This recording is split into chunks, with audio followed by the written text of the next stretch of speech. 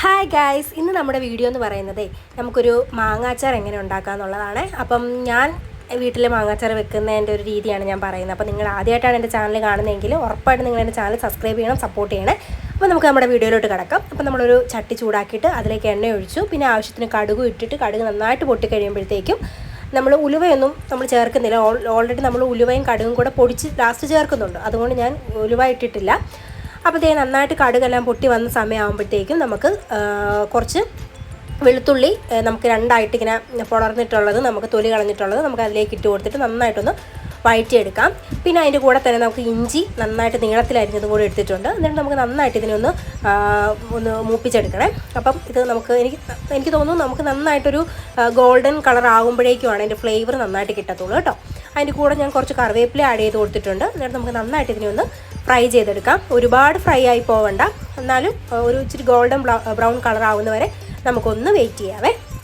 അപ്പോൾ ഇത് നന്നായിട്ട് നല്ല സെറ്റായിട്ട് വന്നുകൊണ്ടിരിക്കുകയാണ്. അപ്പോൾ ഇത് നമുക്ക് അതുവരെ ഒന്ന് വെയിറ്റ് ചെയ്യാം.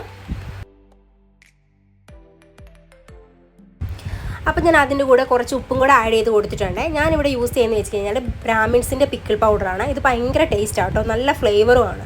മറ്റുള്ള പിക്കിൾ പൗഡറിനെ കഴിഞ്ഞും കുറച്ചുകൂടെ ടേസ്റ്റായിട്ട് തോന്നിയിട്ടുള്ളത് എനിക്ക് ബ്രാഹ്മിൻസ് ആട്ടോ. അപ്പോൾ നിങ്ങളിത് ഉപയോഗിച്ചിട്ടുണ്ടെങ്കിൽ നിങ്ങൾ പറയണേ. അതിൽ ഉപയോഗിച്ചിട്ടില്ലാത്തവരാണെന്നുണ്ടെങ്കിൽ ഉറപ്പായിട്ടും ഒന്ന് ഉപയോഗിച്ച് നോക്കണം. അപ്പോൾ ഇത് നന്നായിട്ടൊരു എന്താ പറയുക, ഒരു ബ്രൗൺ കളറായി വന്നപ്പോഴേക്കും ഇനി നമുക്ക് നമ്മുടെ മസാലയൊക്കെ ആഡ് ചെയ്ത് കൊടുക്കാവേ. അപ്പോൾ നമ്മളിവിടെ യൂസ് ചെയ്യുന്നതെന്ന് വെച്ച് കഴിഞ്ഞാൽ ബ്രാഹ്മിൻസിൻ്റെ പൗഡറാണെന്ന് ഞാൻ പറഞ്ഞു. അപ്പോൾ നമ്മൾ ബ്രാഹ്മിൻസിൻ്റെ അച്ചാർ പൗഡർ എടുത്തിരിക്കുന്നത് ഒരു 3 സ്പൂണാണ് എടുത്തിരിക്കുന്നത്. നമ്മൾ വേറെ കായവോ കാര്യങ്ങളോ ഒന്നും ചേർക്കുന്നില്ല. പിന്നെ ഒരു കുറച്ച് നമ്മുടെ മുളക് പൊടിയും കൂടെ എടുത്തിട്ടുണ്ട്, ഒരു ഇത്തിരി എടുത്തിട്ടുള്ളൂ. അപ്പോൾ അതേ നമുക്ക് നന്നായിട്ട് ഇതിനെ ഒന്ന് മിക്സ് ചെയ്തെടുക്കാം. അപ്പോൾ അതേ 3.5 സ്പൂണ് നമ്മുടെ പിക്കിൾ പൗഡറും പിന്നെ ഒരു കുറച്ച് ഇപ്പം ഞാൻ ഇട്ടിരിക്കുന്നതാണ് നമ്മുടെ മുളക് പൊടി എന്ന് പറയുന്നത്, അതും കൂടി ഇട്ടിട്ട് നമുക്ക് നന്നായിട്ടൊന്ന് മിക്സ് ചെയ്തെടുക്കാവേ. അപ്പോൾ നമ്മുടെ പൊടിയൊക്കെ കരിഞ്ഞു പോകാത്ത രീതിയിൽ നമുക്ക് നന്നായിട്ടൊന്ന് അതിനെ മൂപ്പിച്ചെടുക്കാം. അപ്പോൾ ഇതേ മൂപ്പിച്ച് എടുത്ത് അത് സെറ്റായി വന്നിട്ടുണ്ട്. അപ്പോൾ ഇത് നന്നായിട്ട് മൂത്ത് വന്നു കഴിയുമ്പോഴേക്കുമാണ് നമ്മുടെ മാംഗോ നമ്മൾ ആഡ് ചെയ്ത് കൊടുക്കണം കേട്ടോ. അപ്പോൾ ഞാൻ മാങ്ങയിൽ ഉപ്പോ കാര്യങ്ങളോ ഒന്നും പിടിപ്പിച്ച് വെച്ചിട്ടില്ല. അപ്പോൾ നമ്മൾ അരിഞ്ഞു വെച്ചിരിക്കുന്ന മാങ്ങ നമ്മൾ അതിലേക്ക് ഇട്ട് കൊടുത്തു. എന്നിട്ട് നമുക്ക് നന്നായിട്ടൊന്ന് മിക്സ് ചെയ്തെടുക്കാവേ. അപ്പോൾ ഞാൻ ഒരുപാട് ഇത് വേവിക്കുന്നില്ല, എനിക്ക് കുറച്ചുകൂടെ പച്ചയായിട്ടുള്ള ആ ഒരു ഇതാണ് ഇഷ്ടമേ. ഞാൻ മാങ്ങ അച്ചാർ ഉണ്ടാക്കുമ്പോൾ അല്ലെങ്കിൽ നമ്മൾ 2 ദിവസം കഴിയുമ്പോൾ ഇത് നന്നായിട്ട് ഇങ്ങനെ അലുത്തു പോകും. അതിലും കുറച്ചുകൂടെ നല്ലതെന്ന് പറയുന്നത് ഇത് നല്ല കട്ടിയായിട്ട് തന്നെ ഇരിക്കുന്ന. അപ്പോൾ നമുക്കിതിന് നന്നായിട്ടൊന്ന് മിക്സ് ചെയ്ത് കൊടുക്കുക. ഇനി ഒരുപാട് ഡ്രൈ ആയിട്ട് നിങ്ങൾക്ക് തോന്നുവാണെന്നുണ്ടെങ്കിൽ നമുക്ക് ആവശ്യത്തിന് വെള്ളം ഒഴിച്ച് കൊടുക്കാവേ. അപ്പോൾ ഇതേ ഞാൻ ആവശ്യത്തിന് വെള്ളവും കൂടി ഇതിനകത്ത് ഒഴിച്ച് കൊടുക്കുന്നുണ്ട്. എന്നിട്ട് നമുക്കിതിനെ നന്നായിട്ട് മിക്സ് ചെയ്തെടുക്കാം. ഇനി നിങ്ങൾക്ക് ഉപ്പ് കുറവാണെന്നുണ്ടെങ്കിൽ നമുക്ക് ഈ സമയത്ത് ഉപ്പ് നമുക്ക് ആഡ് ചെയ്ത് കൊടുക്കാവേ.